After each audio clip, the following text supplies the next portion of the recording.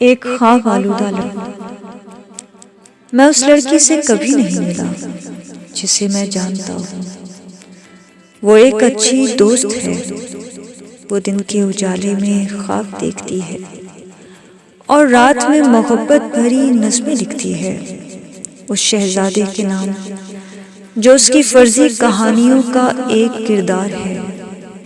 میں اس سے ملنا چاہتا ہوں، اس کے ہاتھ کی بنی چائے اور اس کے ہونٹوں کا لمس زدہ سگریٹ پیتے ہوئے وہ کہانیاں سننا چاہتا ہوں جو اس نے آج تک نہیں لکھی، وہ لاوا جو اچانک پھٹ کر اس کے خواب راکھ کر سکتا ہے۔